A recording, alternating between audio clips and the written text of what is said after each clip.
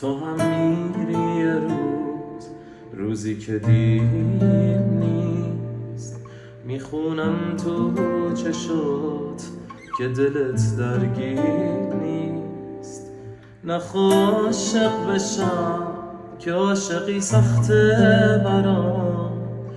این غم و تنهایی شده همدم شبام. تو هم درگیرم نباش، همین برات خوبه. من درگیرم با خودم، زندگی ماشوبه.